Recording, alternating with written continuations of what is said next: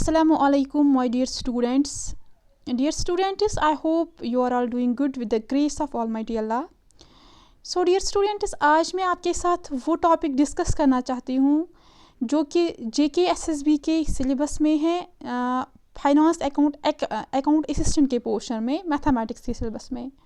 तो आप सबको पता है कि मैंने उसका सिलेबस जो मैथमेटिक्स का पोर्शन है, मैंने वो सारा सिलेबस कंप्लीट किया था except this topic that is binomial theorem. तो बहुत सारे स्टूडेंट्स कमेंट्स कर रहे थे कि मैम आपने बाइनोमियल थ्योरम नहीं पढ़ाया, प्लीज़ आप वो पढ़ाइएगा। तो आज मैं उनको अप्रिशिएट करना चाहती हूँ कि उन्होंने बहुत वेट किया आज तक। तो आज मैं उनके लिए ये टॉपिक ला रही हूँ, बाइनोमियल थ्योरम। तो अगर और भी बहुत सारे स्टूडेंट्स मैसेज कमेंट्स कर रहे हैं, मैम प्लीज़ JSA का सिलेबस पढ़ाइए, JSA का जो मैथमेटिक्स पोर्शन है वो पढ़ाइए। कोई टेंशन नहीं है माय डियर स्टूडेंट्स, अगर आप वो टॉपिक्स पढ़ना चाहते हो आप मुझे कमेंट्स में बताइएगा, और आप ये भी बताइएगा आपको कौन कौन सा टॉपिक पढ़ना है। मैं बहुत कोशिश करूँगी, मैं बिट के बहुत बिज़ी हूँ, बट आपके लिए मैं बहुत कोशिश करूँगी, मैं आपको वो सारे टॉपिक्स पढ़ाने की कोशिश करूँगी जब एग्ज़ाम होने से पहले। तो मैं आपको वर्ड देती हूँ, इंशाल्लाह I will complete all those topics. तो आप कमेंट कीजिएगा कि आपको कौन कौन से टॉपिक्स पढ़ने हैं मेरे से, और जो आपके फ्रेंड्स हैं उनसे शेयर कीजिएगा ताकि वो भी देख सकते हैं, क्योंकि बहुत सारे स्टूडेंट्स को पता नहीं है कि मैंने अपनी चैनल पे ये टॉपिक्स अपलोड किए। तो क्योंकि एज आपको सबको पता है कि मैं JK सिविल सर्विसेज के चैनल पे आपको पढ़ाती थी, क्योंकि मैं उनकी टीचर हूँ, एज टीचर मैं उनके साथ काम करती हूँ। तो अब ये टॉपिक मैंने वहाँ पे नहीं पढ़ाया था, तो आज मैं ये अपने चैनल पे ये टॉपिक अपलोड करना चाहती हूँ। और भी अगर कोई टॉपिक होगा आप जो पढ़ना चाहते हो, मैंने आपको पहले ही बताया, आप मुझे कमेंट कर सकते हैं। इंशाल्लाह मैं कोशिश करूँगी आपको वो सारे टॉपिक्स पढ़ाने की। तो डियर स्टूडेंट्स, तो हम यहाँ पे स्टार्ट करते हैं बाइनोमियल थ्योरम। पहले मैं आपको, जैसे कि आप सबको पता है मैं कैसे पढ़ाती हूँ, पहले मैं जो ये बाइनोमियल थ्योरम है इसमें जो वर्ड्स आते हैं पहले उनकी मीनिंग्स आपको समझ आनी चाहिए, क्योंकि बहुत सारे स्टूडेंट्स बोलते हैं मैम लेंथी पढ़ाती हैं। डियर स्टूडेंट्स, लेंथी नहीं पढ़ाती हूँ। अगर आपको पहले टॉपिक का माने पता ना हो तो वो टॉपिक अकॉर्डिंग टू मी मुझे नहीं लगता है वो यूज़फुल होगा, फ्रूटफुल होगा। इसलिए मेरी कोशिश यही रहती है, जो मैं टॉपिक पढ़ाती हूँ पहले मैं ये उसको समझाती हूँ उसकी मीनिंग क्या है, वो टॉपिक हम हमारी लाइफ में कहाँ पे यूज़ करते हैं। मैंने सब टॉपिक्स वैसे ही पढ़ाए आपको। अब यहाँ पे बाइनोमियल थ्योरम है तो वैसे ही पढ़ेंगे जैसे मैंने आपको पढ़ाया था। तो बाइनोमियल थ्योरम जो यहाँ पे हैं इसमें दो टर्म्स हैं, एक है बाइनोमियल, दूसरा है थ्योरम। दो वर्ड्स यहाँ पे हैं। तो ये बाइनोमियल थ्योरम है, ये एक थ्योरम है। थ्योरम क्या होता है? वो मैथमेटिकल आइडेंटिटी जो कि हमें प्रूव करना पड़ता है। तो ये प्रूव्ड होता है, जब ये प्रूव होता है तब हम ये उसको थ्योरम बोलते हैं। ठीक। अब यहाँ पे वर्ड है बाइनोमियल। बाइनोमियल का मतलब क्या होता है? मैंने ऑलरेडी एल्जेब्रिक एक्सप्रेशंस के टॉपिक्स अपलोड किए हैं। आप अगर यहाँ पे इसको पूरा समझना चाहते हो तो आप वो टॉपिक्स देख सकते हैं। ठीक। अब यहाँ पे मैं बताऊंगी बाइनोमियल क्या मतलब क्या है। वो एल्जेब्रिक एक्सप्रेशन, अब एल्जेब्रिक एक्सप्रेशन होता क्या है वो मैंने ऑलरेडी डिस्कस किया है एल्जेब्रिक एक्सप्रेशन के टॉपिक में, आप वो देख सकते हैं, इसी चैनल पे वो अपलोडेड है ऑलरेडी। ओके। तो वो एल्जेब्रिक एक्सप्रेशन जिसमें दो टर्म्स है। अब टर्म्स का मतलब क्या होता है आपको कंफ्यूज हुए होंगे। एल्जेब्रिक एक्सप्रेशन में आपको थोड़ा सा यहाँ पे ओवरव्यू देती हूँ क्या है एल्जेब्रिक एक्सप्रेशन। अगर हमारे पास कोई एल्जेब्रिक एक्सप्रेशन मीन्स जिसमें वेरिएबल्स और कॉन्स्टेंट्स एक साथ जुड़े होते हैं विद वो सेपरेट होते हैं प्लस या माइनस से। ठीक। उसको हम एल्जेब्रिक एक्सप्रेशन बोलते हैं। तो अब वो एल्जेब्रिक एक्सप्रेशन जिसमें दो टर्म्स हो उसी को हम बाइनोमियल बोलते हैं। अब दो टर्म्स यहाँ पे समझना है आपको। फॉर एग्जाम्पल मैं यहाँ पे लिखती हूँ 2x² प्लस 5x प्लस 6।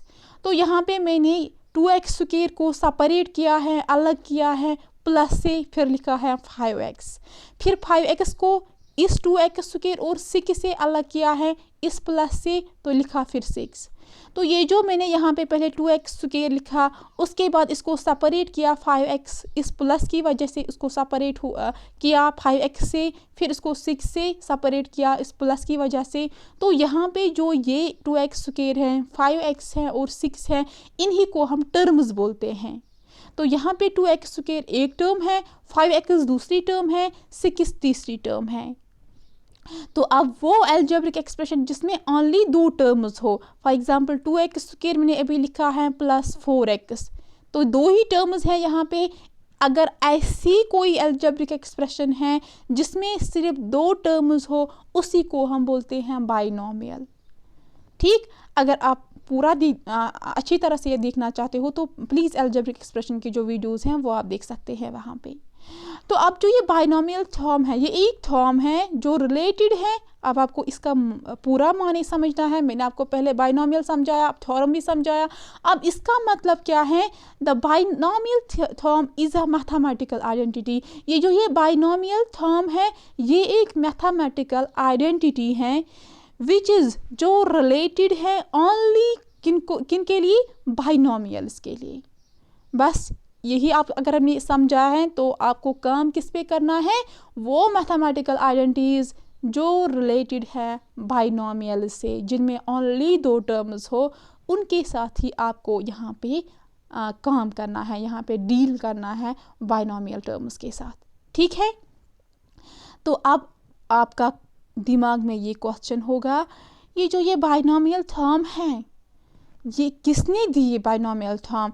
तो एक मैथमेटिशियन था जिसका नाम था ब्लेस पास्कल, उसी ने ये बाइनोमियल थॉर्म हमें दी थी। ठीक है, अब ये भी आपके दिमाग में क्वेश्चन होगा, ये बाइनोमियल थॉर्म आखिर क्यों आई? क्या यूज़ है इस बाइनोमियल थॉर्म का? हमें इसकी ज़रूरत क्या है? तो बहुत स्टूडेंट्स के दिमाग में ये क्वेश्चन भी होगा। ये अगर होगा तो वेल डन, वो अच्छी बात है। क्वेश्चन इस दिमाग में होने चाहिए, वो अच्छी बात है। ऐसे ही आपको पढ़ना नहीं है, वो किसी यूज़ के लिए नहीं है डियर स्टूडेंट्स। तो ये बाइनोमियल थॉर्म है, इसकी नीड क्या है हमें? ये बाइनोमियल थॉर्म क्यों है? अगर हम कुछ पढ़ते हैं उसकी ज़रूरत होती है, इसलिए वो हम पढ़ते हैं। फॉर एग्ज़ाम्पल, आप अभी मेरा लेक्चर देख रहे हो, तो आप लेक्चर क्यों देख रहे हो? बिकॉज आपका एग्ज़ाम कल क्वालिफाई होना चाहिए इंशाल्लाह। तो इसलिए आप ये देखना चाहते हो, इसकी नीड आपको यही है कि आपका एग्ज़ाम क्वालिफाई कर सकते हो कल जाके। इसलिए यहाँ पे यह बाइनोमियल थॉर्म है, ये क्यों आई हमारे मैथमेटिक्स में? क्या ज़रूरत थी इस मैथमेटिक्स में बाइनोमियल थॉर्म को हमें लाने की? तो ज़रूरत क्या है वो मैं आपको यहाँ पे बताऊँगी।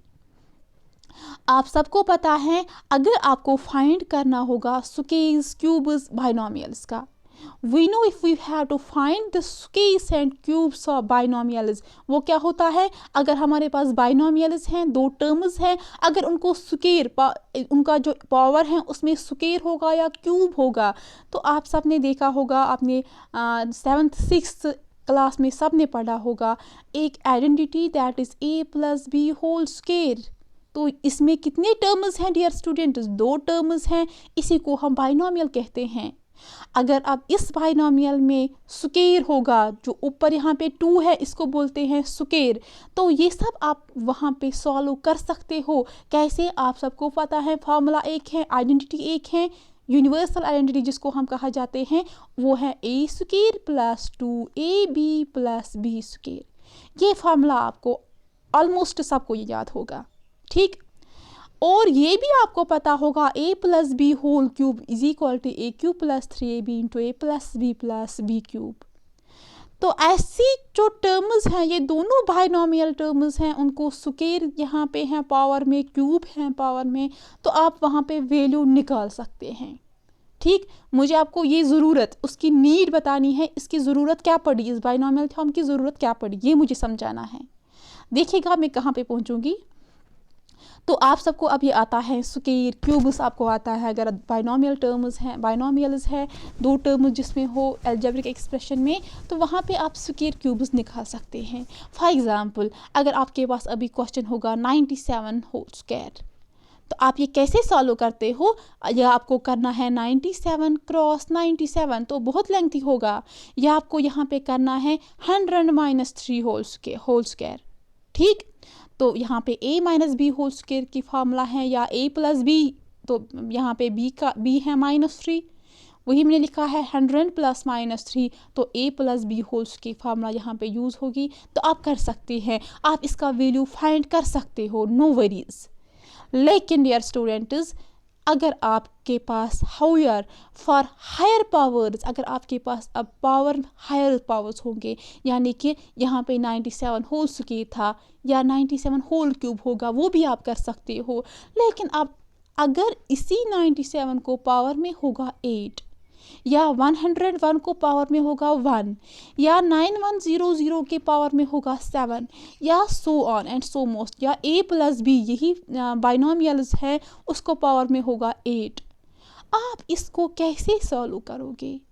यहाँ पे आप बताओगे 97 पावर 8 है, हम 97 को 8 बार मल्टीप्लाई करेंगे, आंसर निकलेगा। बट डियर स्टूडेंट्स, आप देखिएगा 97 को 8 बार मल्टीप्लाई करना है, कितना लेंथी बनेगा, तब तक पता नहीं कितने क्वेश्चंस आप करोगे, तब तक दूसरा उसने सारा कुछ ख़त्म किया पेपर, तो आप इसी पे बैठे हो। तो ये प्रॉब्लम्स सॉल्व करने के लिए ऐसे जो डिफ़िकल्ट कैलकुलेशंस हमें यहाँ पे मिलती हैं, तो द कैलकुलेशंस बिकम डिफ़िकल्ट, यही कैलकुलेशंस यहाँ पे डिफ़िकल्ट बनी। कैसे? हमें यहाँ पे रिपीटेड मल्टीप्लिकेशन करना था, हमें 97 को 8 बार मल्टीप्लाई करना था, तब जाके आपको आंसर मिलता था। तो ये डिफ़िकल्टी ओवरकम करने के लिए एक टर्म आई है जिसका नाम है बाइनोमियल टर्म। अब देखा आपने इसकी नीड कहाँ पे है। अगर आपको समझ आया तो बताइएगा, कमेंट में ज़रूर बताइएगा कि आपको कुछ समझ आ रहा है या नहीं। तो हमें जो ये बाइनोमियल टर्म आई है, it gives an easier way to explain, तो ये इसने हमें आसान तरीका दिखाया एक्सप्लेन करना। अगर हमें बाइनोमियल्स होगा, उनका पावर अगर n टाइम होगा, n मीन्स हियर 100 होगा, 101 होगा, कोई भी पावर होगा, n का पावर कोई भी इंटीजर है या रेशनल नंबर है। सॉरी डियर स्टूडेंट्स, अजान हो रही थी। तो हाँ, मैंने आपको ये बताया कि यहाँ पे बाइनोमियल थर्म का अगर यही डिफ़िकल्टी हमें जब ओवरकम करनी है, तो ये बाइनोमियल थर्म का यहाँ पे यूज़ हुआ, बाइनोमियल थर्म का आगाज़ हुआ यहाँ पे। तो ये बाइनोमियल थर्म हमें क्या कर यहाँ पे किसके लिए यूज़ है, हमें अगर एक्सपेंड करना होगा। एक्सपेंड मीन्स जैसे आपने यहाँ पे a plus B whole square लिखा, इसका वैल्यू आपने ये दिया a square plus 2ab plus B square, इसको बोलते हैं एक्सपेंड। ठीक, तो अगर हमें अब कोई भी बाइनोमियल अगर उसका पावर कुछ भी हो, n यहाँ पे है इंटीजर या है रेशनल नंबर। ठीक, इंटीजर्स आपको पता है, रेशनल नंबर भी आपको पता है, वो मुझे यहाँ पे डिस्कस करने की कोई ज़रूरत नहीं है, बिकॉज ये लोअर क्लास के कंसेप्ट्स हैं। तो अगर अब a प्लस ये बाइनोमियल है, उसका पावर n होगा, n का वैल्यू इंटीजर है, कोई भी इंटीजर वैल्यू है, कोई भी रेशनल नंबर है, वहाँ पे आप उस बाइनोमियल को अच्छी तरह से एक्सप्लेन कर सकते हो, ईजियर वे में एक्सप्लेन कर सकते हो, इसलिए हमें बाइनोमियल टर्म का आगाज़ हुआ। ओके, आई होप आपको यहाँ पे समझ आया, आपके दिमाग में कुछ समझ आ रहा होगा कि हमें बाइनोमियल टर्म क्यों पढ़ना है। अब देखिएगा आगे, अब हमें पढ़ना है यहाँ पे जो कि मैंने यहाँ पे बताया a plus B whole power n यहाँ पे मैंने बताया इंटीजर है और है रेशनल नंबर। लेकिन आपका जो सिलेबस है उसमें सिर्फ हमें इंटीजर के साथ डील करना है, रेशनल नंबर के साथ डील नहीं करना है। आपके सिलेबस में इंटीजर्स यहाँ पे वैल्यूज़ हैं n का, तो हम वही पढ़ेंगे यहाँ पे। Binomial term for positive integral indices. Indices का मतलब क्या होता है, पावर। ठीक, जो कि पावर में होगा बाइनोमियल को, उसको बोलते हैं इंडाइसेस। ठीक, कंफ्यूज नहीं होना। तो फॉर एग्जांपल आप सबको पता है, अगर मैं अभी लिखूंगी a प्लस बी, उसको पावर में लिखूंगी 0, यानी कि उसका इंडेक्स में लिखूंगी 0, इंडेक्स मीन्स पावर। तो आपको वो पता है a प्लस बी को मैंने पावर में 0 लिखा। आप सबको पता होगा अगर हमें किसी भी नंबर को पावर में 0 होता है, वो बराबर आता है 1 के बराबर। लेकिन कंडीशन ये है, ये a प्लस बी 0 के बराबर नहीं होना चाहिए। ये कंडीशन, इंपॉर्टेंट कंडीशन यहाँ पे है। अगर ये a प्लस बी 0 के बराबर होगा तब जाके ये 1 के बराबर नहीं आएगा। तो इंपॉर्टेंट कंडीशन यहाँ पे क्या है, a plus B power 0 is equal to 1 if and only if a plus B is not equal to 0। तो ये आपने सुना होगा, अगर ये क्यों 0 के बराबर है, because anything raise power 0 is equal to 1। लेकिन कंडीशन यहाँ पे क्या है, a plus B is not equal to 0। अगर इनका सम 0 के बराबर आएगा तब ये जाके ये 1 के बराबर नहीं आएगा। तो ये सब आपको पता है। अब यहाँ पे मैं लिखूंगी a प्लस बी पावर लिखूंगी 1, ठीक। तो वो किसके बराबर आएगा, अगर यहाँ पे पावर 1 है वो 1 a प्लस बी के पावर a प्लस बी के बराबर ही आएगा, बिकॉज यहाँ पे 1 पावर है तो a प्लस बी को एक ही बार यहाँ पे या मल्टीप्लाई करना है, that is equal to a plus B, ठीक। उसके बाद है अब a plus B whole square. अब ये जो ये a square plus 2ab plus B square, ये कैसे इसके बराबर है डियर स्टूडेंट्स, यहाँ पे a plus B whole square है। क्या मैं a plus B whole square को लिख सकती हूँ a plus b into a plus b, because a plus b के पावर में 2 है, उसका मतलब होता है ये 2 बार आपको मल्टीप्लाई करना है। आप इसी a plus b into a plus b को सॉल्व कीजिएगा। a को a के साथ मल्टीप्लाई करना है, that is a square. a को b के साथ मल्टीप्लाई करना है, that is a b. Then यहाँ पे प्लस है, प्लस b को a के साथ मल्टीप्लाई करना है, दैट इज़ ए बी या बी ए, और फिर प्लस b को b के साथ मल्टीप्लाई करना है, दैट इज़ b स्क्वायर। तो यहाँ पे क्या मिला, a स्क्वायर मिला, ये देखिएगा यहाँ पे मिला a स्क्वायर प्लस और मिला लास्ट पे बी स्क्वायर, और मिला ए बी प्लस बी ए। तो बी ए या ए बी लिखो, यहाँ पे कम्यूटेटिव लॉ होल्ड होता है जिसको हम ऑर्डर प्रॉपर्टी भी बोलते हैं। ए बी लिखो या बी ए लिखो, कोई फर्क नहीं है। तो a b plus a b कितनी बार है, 2ab आएगा यहाँ पे, इसलिए मैंने यहाँ पे a plus B whole square के बदले लिखा है a square plus 2ab plus B square. कैसे, मैंने आपको दिखाया सॉल्व करके। तो ऐसे ही अगर हमें a plus B whole cube लिखना है, ये किसके बराबर आएगा, a plus B whole square into a plus b. तो a plus B whole square आपके पास आया, ये वैल्यू उसको पुट कीजिएगा a plus B whole square के बदले a square plus 2ab plus B square लिखो, फिर उसको मल्टीप्लाई करना है a प्लस बी के साथ, आपको वहाँ पे ये मिलेगा a cube plus 3a square b plus 3ab square plus b cube.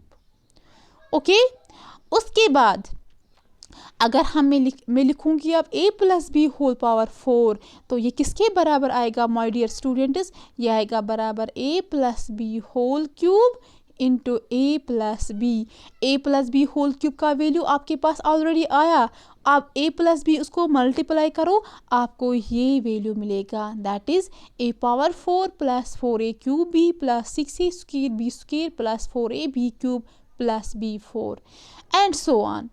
तो अब अगर आप लिखोगे a plus B whole power 5, उसको आप कैसे सॉल्व करना है, a plus B whole power 4 into a plus b, ये वैल्यू गिवन है, उसको a प्लस बी के साथ मल्टीप्लाई करो, आपको वहाँ पे मिलेगा a plus B whole power 5। Okay, तो अगर आपने यहाँ पे ये सब कुछ लिखा है, क्यों लिखा है, क्या फ़ायदा है लिखने के लिए, वो मैं आपको बताऊँगी। तो यहाँ पे अगर आप पूरा देखोगे, ये यहाँ से लेके यहाँ तक आपने क्या ऑब्जर्व किया यहाँ पे, तो अगर आपने यही ऑब्जर्व किया है, यहाँ पे a प्लस बी को पावर में 0 है तो यहाँ पे एक टर्म है, यहाँ पे a प्लस बी को पावर में 1 है, यहाँ पे 2 टर्म्स हैं, यहाँ पे a प्लस बी को पावर में 2 है, यहाँ पे 3 टर्म्स आई हैं। तो ऐसे ही यहाँ पे a plus B whole cube है, यहाँ पे कितने टर्म्स हैं, 4 टर्म्स हैं। तो आप क्या ऑब्जर्व करते हो, जब यहाँ पे इंडेक्स पावर 0 है, एक टर्म मिला आपको, जब आपको इंडेक्स 1 है यहाँ पे 2 टर्म्स मिली, जब आपको इंडेक्स 2 है 3 टर्म्स मिली। तो क्या आप ऑब्जर्व कर रहे हो, तो ऑब्जर्वेशंस मैंने यहाँ पे लिखा है, आपने यही ऑब्जर्व किया है, the total number of terms in the expansion is one more than the index. तो आपने यही ऑब्जर्व किया है, जो टोटल नंबर ऑफ टर्म्स यहाँ पे आपको मिलती है वो बराबर मिलती हैं एक ज़्यादा, जो पावर है उससे एक ज़्यादा आपको मिलती है नंबर ऑफ टर्म्स। क्या ये सच है? यहाँ पे पावर 0 है तो आपको कितने टर्म्स मिली? एक टर्म्स। यहाँ पे पावर 1 है, आपको 2 टर्म्स मिली। यहाँ पे पावर 2 है, आपको 3 टर्म्स मिली, and so on and so forth. तो यही ऑब्जर्वेशन मैंने यहाँ पे लिखी है। इफ इंडेक्स इज n, अगर इंडेक्स n होगा तो नंबर ऑफ टर्म्स कितनी होंगी? n+1। याद रखिएगा। तो हमारी पहली ऑब्जर्वेशन है, जब आपको इंडेक्स यहाँ पे n होगा, आपको नंबर ऑफ टर्म्स एक्सपेंशन में कितनी मिलेंगी? n+1। एक्सपेंशन मीन्स यहाँ पे आपने जो इसको सॉल्व किया है, ये सॉल्व करके जो मिला है आपको a+b⁴ आपको सॉल्व करके 1 मिला, इसको बोलते हैं यहाँ से एक्सपेंशन। तो आपने इसको एक्सपेंड, a+b³ है यहाँ पे, उसको आपने एक्सपेंड किया है, खोला है। यहाँ पे a³ 3a² 3ab² + b³ आया, आपने एक्सपेंड किया इसको, तो कितने टर्म्स मिली हैं? 4 टर्म्स मिली हैं। तो ये है फर्स्ट ऑब्जर्वेशन। सेकेंड ऑब्जर्वेशन देखिएगा, powers of first quantity a go on decreasing by 1, whereas the powers of second quantity b increase by 1 in the successive terms। इसका मतलब क्या है यहाँ पे समझाती हूँ। यहाँ पे जो a फर्स्ट टर्म, यहाँ पे फर्स्ट क्वांटिटी है a, सेकंड क्वांटिटी है b। तो अगर आप यहाँ पे देखो राइट हैंड साइड में, अगर आप देख सकते हो, यहाँ पे a का पावर यहाँ पे डिक्रीज होता है, जबकि दूसरी क्वांटिटी b का पावर इंक्रीज होता है। सक्सेसिव टर्म्स मीन्स यहाँ पे a का पावर 1 है, b का पावर 1 है, नो वरीज। लेकिन a+b² में a का पावर 2 है, तो 2 से लेके a का पावर यहाँ पे जाता है 0। तो इट मीन्स यहाँ पे 2 है, यहाँ पे सेकंड टर्म में a का पावर 1 है, लास्ट टर्म में a का पावर 0 है। इट मीन्स a क्वांटिटी का पावर इंडेक्स वो डिक्रीज होता है। लेकिन अगर हम b लेंगे, यहाँ पे a² है, b यहाँ पे 0 है, फिर b का पावर यहाँ पे इंक्रीज होता है, 1 है, लास्ट पे 2 है। इट मीन्स सक्सेसिव टर्म्स में, कंटिन्यूअसली टर्म्स में क्या होता है? a का पावर डिक्रीज और b का पावर इंक्रीज। अगर आप ये देखोगे a+b⁴, यहाँ पे a का पावर 4 है, then cube, then square, then 1 and at last 0। यहाँ पे मत है a टर्म, तो it means a power 0, because anything raise power 0 is 1, यहाँ पे b4 ही बचेगा लास्ट में। तो अगर b देखोगे, b क्वांटिटी, यहाँ पे b का पावर 0, यहाँ पे 1, यहाँ पे 2, देन 3, देन एट लास्ट 4। तो आपने यही ऑब्जर्व किया है, क्वांटिटी जो a है उसका पावर, उसका इंडेक्स डिक्रीज होता है सक्सेसिव टर्म्स में, और b का पावर इंक्रीज होता है सक्सेसिव टर्म्स में। ये सेकंड ऑब्जर्वेशन है, यही मैंने यहाँ पे लिखा है। अब थर्ड ऑब्जर्वेशन क्या है? In each term of the expansion, जो ऊपर एक्सपेंशन में जो टर्म्स हैं, हर किसी टर्म में the sum of the indices of a and b, जो a और b का इंडेक्स है, पावर है, वो सेम होगा एंड इज इक्वल टू, वो किसके बराबर होगा? Index of a+b। क्या मतलब है उसका? मैं आपको यहाँ पे अच्छी तरह से समझाती हूँ। तो यहाँ पे कहने का मतलब यही है, जो यहाँ पे फॉर एग्जाम्पल a+b यहाँ पे है, उसका पावर 0 है, यहाँ पे a+b है, उसका पावर 1 है। तो मैंने यहाँ पे यही बताया, अगर आप यहाँ पे a का पावर 1 है, b का पावर 0 है, अगर आप इन दो क्वांटिटीज़ का पावर्स का सम करोगे, वो आपको बराबर मिलना चाहिए, जो यहाँ पे पावर है a+b का। तो यहाँ पे क्या है? इंडेक्स का पावर, इंडेक्स का sum, that is 1 + 0 that is equal to 1। तो वही यहाँ पे भी है a+b का पावर। अगर आप यहाँ पे देखोगे a+b⁴, तो हर एक टर्म में ये एक टर्म, दूसरी term, third term, fourth term, fifth term, हर एक टर्म में ए और बी का जो पावर है उसका जो सम अगर आप करोगे वो बराबर आना चाहिए ए प्लस बी को जो पावर है। तो चलो देखते हैं, यहाँ पे ए का पावर 4 है, इट मीन्स बी यहाँ पे बी का पावर 0 है। उनका सम कीजिएगा पावर्स का, वो आएगा 4 प्लस 0, तो वो 4 के बराबर मिला। तो यहाँ पे भी ए प्लस बी का पावर 4 है। अब सेकंड टर्म देखते हैं, यहाँ पे 4a क्यूब बी है, b का पावर 1 है, a का पावर क्यूब है, इनको सम कीजिएगा वो आएगा 3 प्लस 1 दैट इज इक्वल टू 4, तो वो 4 यहाँ पे a प्लस b का भी पावर है। ऐसे ही अगर आप थर्ड टर्म लोगे, यहाँ पे a का पावर 2 है, b का पावर 2 है, तो टोटल पावर क्या आएगा यहाँ पे 4, वही यहाँ पे a प्लस b का भी है। ऐसे ही यहाँ पे है 4ab क्यूब, तो हर किसी टर्म में आप देख सकते हैं जो क्वांटिटीज का पावर है, इंडेक्स है, उनका सम करके आपको जो पावर है a प्लस बी का वो उसके बराबर मिलेगा। तो यहाँ तक हमने यही ऑब्जर्व किया है। आई होप डियर स्टूडेंट्स आपको समझ आ रहा होगा। तो अगर आपको ये सब लिखना होगा, ये पैटर्न लिखना होगा, तो आपको यही 3 ऑब्जर्वेशन याद रखनी होगी। पहली ऑब्जर्वेशन क्या है, जो टोटल नंबर ऑफ टर्म्स हैं वो जो इंडेक्स का पावर है वो 1 इंक्रीज होता है, that is equal to n plus 1। और सेकंड ऑब्जर्वेशन आपने यही यहाँ पे देखा कि पावर्स जो हैं फर्स्ट टर्म का वो डिक्रीज होता है और जो पावर है सेकंड टर्म बी का वो इंक्रीज होता है 1। ठीक। थर्ड ऑब्जर्वेशन आपने यही देखी है कि हर एक टर्म में जो पावर है ए और बी का उनका सम वो बराबर होगा जो ए प्लस बी का पावर है, जो ए प्लस बी का इंडेक्स है।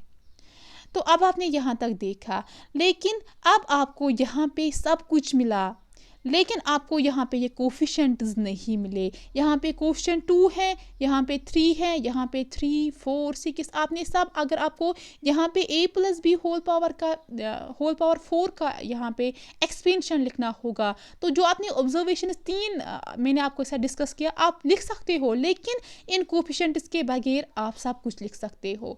अब हम देखेंगे ये कोफिशिएंट जो हैं ये हम कैसे लिखेंगे, क्या उनका कोई पैटर्न है। यस डियर स्टूडेंट्स, उनका भी एक पैटर्न है, अब वो हम डिस्कस करेंगे यहाँ पे, पैटर्न ऑफ कोफिशिएंट्स। तो यहाँ पे पहला इंडेक्स क्या है, पावर क्या है a प्लस बी का, वो 0 है, सेकंड 1, थर्ड 2, फोर्थ 3, 4, 5, लास्ट पे 5, ठीक, मतलब एंड सो ऑन। तो आपने क्या देखा, जब इंडेक्स अभी 1 था तो उस टाइम कोफिशिएंट 1 था a का। देखिएगा यहाँ पे जब इंडेक्स यहाँ पे a प्लस बी का पावर 0 था तो तब आके जाके आपको यहाँ पे कोशेंट 1 मिला। जब यहाँ पे पावर है 1, यहाँ पे आपको कोशेंट 1 और 1 मिला, तो वही मैं यहाँ पे लिखूंगी, यहाँ पे 1 और 1 लिखा। जब यहाँ पे इंडेक्स 2 था, पावर 2 है a प्लस बी का, आपको वहाँ पे कोशेंट है 1, 2, 1। जब इंडेक्स 3 है a प्लस बी का, आपका कोशेंट आता है 1, 3, 3, 1। देखिएगा, चेक करेंगे, यहाँ पे ये है a का यहाँ पे कोशेंट 1 है, 3, 3, b का कोशेंट 1 है। आ रहा है ना डियर स्टूडेंट्स 1, 3, 3, 1। ऐसे ही जब आपको जब आपको पावर 4 है a प्लस बी का, आपका कोफिशिएंट है a 1, 4, 6, 4, 1। ऐसे ही जब 5 होगा तो ये कोफिशिएंट्स हैं। तो ये जो यहाँ पे ये कोफिशिएंट्स हैं, आप यहाँ पे क्या ऑब्जर्व करते हैं, पहली ऑब्जर्वेशन ये है कि यहाँ पे कुछ ट्रायंगल जैसा बनता है। ये देखिएगा, ये जो यहाँ पे ये ट्रायंगल जैसा बनता है, स्टार्ट भी 1 से होता है, एंड भी 1 से होता है। तो हर की जगह पे जो ये ट्रायंगल का ये फर्स्ट साइड है, ये साइड है, तो हर किसी जगह पे 1 है, और यहाँ पे जो ट्रायंगल है यहाँ भी 1 है। ठीक। तो जो यहाँ पे एक्सपेंशन है 1 भी यहाँ पे है, 1 से भी स्टार्ट होता है, एंड भी होता है 1 से ही कोशेंट। ठीक है। उसके बाद ये फर्स्ट ऑब्जर्वेशन है। सेकंड ऑब्जर्वेशन है, यहाँ पे पहले मैं आपको ये समझाना चाहती हूँ, जो यहाँ पे पैटर्न बना है ये ट्रायंगुलर शेप, फिर यहाँ से ये ट्रायंगल शेप, इस अरेंजमेंट जो यहाँ पे मैंने अरेंजमेंट बनाया है इसको बोलते हैं पास्कल्स ट्रायंगल। ठीक। तो इसलिए मैंने आपको पहले ही बताया, जो ये बाइनोमियल थ्योरम दिया है वो दिया है पास्कल ने। तो इसलिए हम इसको, जो यहाँ पे ट्रायंगल बना है, कोफिशिएंट्स का जो पैटर्न बना है, इसको हम, इस अरेंजमेंट को हम बोलते हैं पास्कल्स ट्रायंगल या पास्कल्स ट्रायंगल। ठीक, तो यहाँ पे अब आपकी ऑब्जर्वेशंस क्या है? One is present at the beginning and at the end of each row. हर किसी रो में वन प्रेजेंट है, बिगिनिंग में भी और एंड में भी। ये देखिएगा, बिगिनिंग में भी और एंड में भी, देख सकते हैं आप।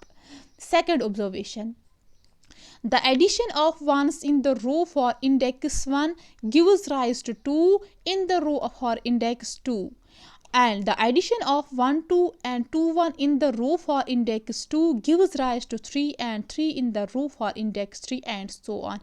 इस सब का मतलब क्या है? यहाँ पे जो आपने का, जब इंडेक्स 0 है तब जाके आपको यहाँ पे 1 है। जब आपको इंडेक्स 1 है, आपको यहाँ पे 1 को +1 करना है, आपको इंडेक्स यहाँ पे 2 मिलेगा। किसमें? जब इंडेक्स 2 है। कोशेट आपको 2 मिलेगा जब इंडेक्स 2 है। तो ये जो ये पैटर्न यहाँ पे क्या है आया, आप इसको कैसे याद रखोगे? यहाँ पे 1 और +1 2 मिलेगा। 1 + 2 जब आप करोगे आपको ये 3 आएगा, देन 2 + 1 आपको ये 3 आएगा। उसके बाद 3 + 1 आपको 4 मिलेगा, 3 + 1 आपको 4 मिलेगा, और ये 3 + 3 आपको 6 मिलेगा। ऐसे ही आपको ये अरेंजमेंट मिलता है। तो ये सेकंड ऑब्जर्वेशन है। थर्ड ऑब्जर्वेशन, अगर आप यहाँ पे चेक करोगे, आपको यहाँ पे जो ये कोफिशिएंट्स हैं उनका सम क्या आता है? यहाँ पे 1 ही सम आएगा, यहाँ पे 1 + 1 दैट इज़ 2, यहाँ पे 1 + 2 + 1 दैट इज़ 4, यहाँ पे 1 + 3 + 3 + 1 दैट इज़ 8, यहाँ पे 16, ऐसे ही यहाँ पे 32। तो ये जो सम यहाँ पे आया, अगर हम 1 जो सम आया उसको हम लिख सकते हैं 2 power 0, because anything power 0 is equal to 1। Second, यहाँ पे 2 आया, इसको हम लिख सकते हैं 2 पावर 1। Yes exactly. 4 को हम लिख सकते हैं 2 पावर 2। ऐसे ही यहाँ पे 8 है, 8 को हम लिख सकते हैं 2 पावर 3, 16 को हम लिख सकते हैं 2 power 4, and so on and so forth. So मैंने जो ये सम यहाँ पे निकला है उसको मैंने इन द फॉर्म ऑफ लिखा 2 पावर n's। ठीक है, जब इंडेक्स 0 था यहाँ पे 2 का पावर 0 आया, जब इंडेक्स यहाँ पे पावर a + b का 1 था, यहाँ पे भी सम आया 2 पावर 1। जब इंडेक्स 2 था, यहाँ पे भी इंडेक्स पावर आया, सम आया 2 पावर 2। तो यही ऑब्जर्वेशन थर्ड यहाँ पे मैंने लिखा है, sum of numbers of any row is 2 power n। हर किसी रो में सम जो नंबर्स का है वो है 2 power n, which is equal to, तो ये किसके बराबर है? आपको मैंने परम्यूटेशन एंड कॉम्बिनेशन का चैप्टर पढ़ाया। कॉम्बिनेशन मैंने आपको बताया जो टोटल नंबर ऑफ कॉम्बिनेशन है वो 2 पावर n के बराबर होता है। सो डियर स्टूडेंट्स, आपको यहाँ पे पता चलता है, अगर हमें एक्सपेंशन को फाइंड करना है बाइनोमियल का, अगर कोई भी पावर हो, कुछ भी पावर हो, विदाउट राइटिंग आपको ये सारे रोज पास्कल्स ट्रायंगल के सारे रोज लिखने की ज़रूरत नहीं है। आप सीधे कंसेप्ट करो कॉम्बिनेशन का यूज़। तो ये सब जो मैंने ऊपर किया है, ये किस लिए किया है? बिकॉज आप डायरेक्ट, आपको ये सारा यहाँ पे जो अरेंजमेंट है, पास्कल्स अरेंजमेंट है, ये आपको लिखने की ज़रूरत ना पड़ी। तो इसलिए हमने यहाँ पे कुछ ऑब्जर्वेशन लाई है जो कि आपको आप कंसेप्ट यूज़ करना है कॉम्बिनेशन का, ताकि आपको ये सब लिखने की नीड नहीं होगी। तो यही क्या कंसेप्ट है कॉम्बिनेशन का, हमें पता है NCR is equal to n factorial divide by r factorial n minus r factorial. अगर आपको यहाँ पे ये कंसेप्ट समझ नहीं आया तो आप कॉम्बिनेशन का वीडियो ज़रूर देखिएगा जो मैंने ऑलरेडी पढ़ाया है JK सिविल सर्विस की चैनल पे। ओके, तो यहाँ पे अब आपको मिला NCR is equal to n factorial divide by r factorial n minus r factorial. NC 0 होता है 1 के बराबर, which is equal to NCN। तो मैंने आपको उस टाइम जब मैंने कॉम्बिनेशन पढ़ाया, मैंने इसके लिए ट्रिक भी बताया। हम वो ट्रिक यहाँ पे क्वेश्चन में भी यूज़ कर सकते हैं। ठीक, तो यहाँ पे आप जो पास्कल्स ट्रायंगल है वो हम ऐसे लिख सकते हैं। आप ये देखिएगा, तो अगर a प्लस बी का इंडेक्स 0 पावर 0 होगा, उस टाइम हम लिख सकते हैं यहाँ पे n के बदले 0 है, वो हम लिख सकते हैं 0c0। आपको 0c0 जब सॉल्व करोगे it is equal to NCN, तो वो 1 के बराबर आता है। यहाँ पे आपको 1 कोशेंट मिलेगा। ऐसे ही जब a प्लस बी का पावर इंडेक्स 1 होगा, तब आप लिख सकते हो 1, यहाँ पे n के बदले यहाँ पे 1 है, वो लिख सकते हो 1c0 और 1c1। 1c0 1 के बराबर होता है, ऊपर मैंने फार्मूला बताई है, और 1c1 भी 1 के बराबर होता है। सो आपको कोफिशिएंट्स मिल रहे हैं यहाँ पे। मेरे कहने का मतलब है आपको कोफिशिएंट्स कैसे मिलेंगे, तो यहाँ पे 1 कोशेंट मिला, यहाँ पे भी 1, यहाँ पे भी 1। कैसे मिला? जब आपने कॉम्बिनेशन का कंसेप्ट यूज किया। जब आपको a प्लस बी का पावर, इस बाइनोमियल का पावर 2 होगा, तब जाके आपको यहाँ पे किसके बराबर आएगा? 2c0, 2c1, 2c2। 2c0 1 के बराबर आता है, 2c1 2 के बराबर आता है, 2c2 1 के बराबर आता है। जैसे यहाँ पे क्वेश्चन क्या मिलेगा? 1 2 1। ठीक। जब आपको अब a प्लस बी का पावर 3 होगा, उस टाइम आपको यहाँ पे n का वैल्यू 3 है, तो यहाँ पे मिलेगा 3c0 coefficients, 3c1, 3c2, 3c3। Values put कीजिएगा by formula, using the formula. आपको यहाँ पे कोफिशिएंट्स मिलेगा 1 3 3 1 and so on and so forth. So यहाँ पे आपको कोफिशिएंट्स मिला, जो पास्कल्स ट्रायंगल यहाँ पे मैंने आपको पहले दिखाया ये वाला। तो ये कोफिशिएंट्स आपने अब with the help of combination का कंसेप्ट यूज़ करके आपको ये कोफिशिएंट्स मिले यहाँ पे। सो डियर स्टूडेंट्स, मेरे कहने का मतलब है जो भी आपने अभी तक ये ऑब्जर्वेशन सारी पढ़ी, अगर आप इनको कंबाइन करोगे, आप अगर यहाँ पे होगा a plus B whole power 7, आप इसको अब फाइंड कर सकते हो। कैसे? 7c0, बिकॉज मैंने अभी बताया हम कॉम्बिनेशन का कॉन्सेप्ट यूज़ करेंगे। यहाँ पे n के बदले 7 है, तो 7c0, 7c1, 7c2, 7c3, कहाँ तक जाना है? 7c7 तक। उसके बाद क्या मैंने ऑब्जर्वेशन बताई कि a जो फर्स्ट क्वांटिटी है उसका पावर डिक्रीज होता है। सो यहाँ पे a पावर 7 आएगा, यहाँ पे a power 6, a power 5, a power 4, last पे आएगा a पावर 0। ऐसे ही जो b second quantity, second observation देखिएगा, जो सेकंड क्वांटिटी b है उसका पावर इंक्रीज होता है। सो यहाँ पे b का पावर 0 होगा, यहाँ पे b का पावर 1, b का पावर 2, 4, 5, 6, यहाँ पे लास्ट पे 7 आएगा। ओके डियर स्टूडेंट्स, तो ऐसे ही यहाँ पे आप a plus B whole power 7, आप बिना पास्कल्स ट्रायंगल सब कुछ वहाँ पे लिखने के बगैर आप कंसेप्ट सीधे कॉम्बिनेशन का यूज़ करो, आपको यहाँ पे वैल्यू मिलेगा with the help of binomial term जो मैंने आपको बताया। तो वो किसके बराबर आएगा? 7c0 a power 7 plus 7c1 a power 6 b power 1, 7c2 a power 5 b power 2, 7c3 a power 4 b power 3, यहाँ पे 3 है dear students, 7c4 b power 3 b power 4। ऐसे ही ये सारा आपको यहाँ पे मिलेगा। तो अगर आपको अब क्वेश्चन होगा a के बदले फॉर एग्जांपल 2 होगा, b के बदले 7 होगा, 2 प्लस 7 होल पावर 7, तो आप निकाल सकते हो exactly with the help of the combination concept and this binomial term observations. So आपको यहाँ पे क्या मिला? आपको जनरल जो एक्सपेंशन बाइनोमियल टर्म है वो क्या आपको मिला? यहाँ पे a plus B whole power n वो बराबर आया आपको nc0 a power n plus nc1 a power n minus 1 b power 1 plus nc2 a power n minus 2 b power 2 plus so on plus ncn minus 1 a power 1 b power n minus 1 and last पे क्या आएगा? ncn b power n a power 0। तो ये सब हैं, यही general expansion है binomial term का। अगर आपको कोई भी क्वेश्चन होगा, a के बदले आपको वो वैल्यू पुट करना है जो आपको गिवन होगा और b के वैल्यू और n क्या होगा, और ये कंसेप्ट यूज़ करो, आपको उसका वहाँ पे सॉल्यूशन आपको वहाँ पे सॉल्यूशन निकलेगा आसानी से। तो ये जो मैंने यहाँ पे ये बड़ा करके लिखा है उसको मैं और शॉर्ट बना सकती हूँ। कैसे?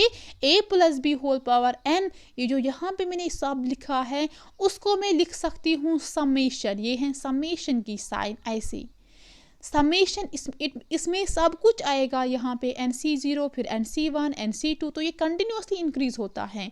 तो मैं लिखूँगी summation of k is equal to k का वैल्यू 0 से लेके n तक, बिकॉज यहाँ पे NC 0 से लेके NC n तक है।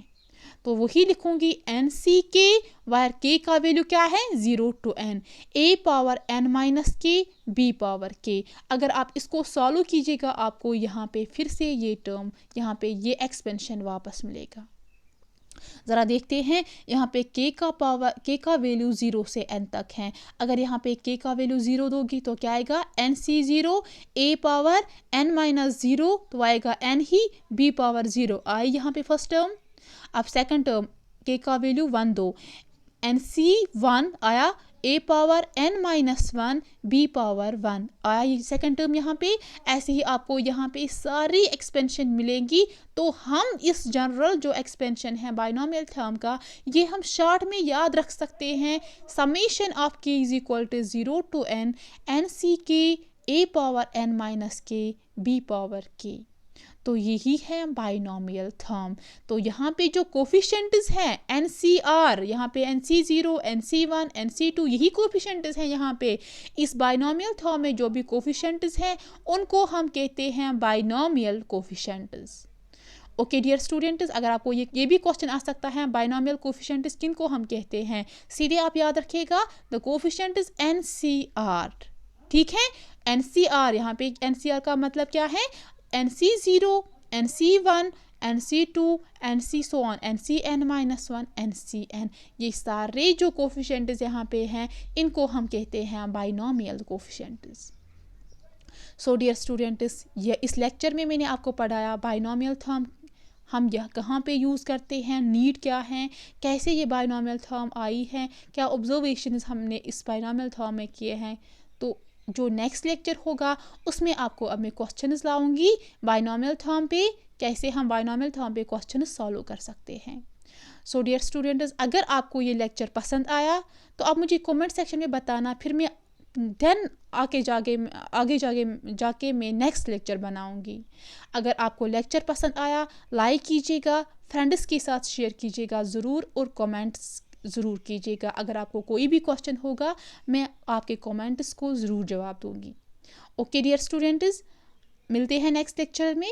अल्लाह हाफिज़।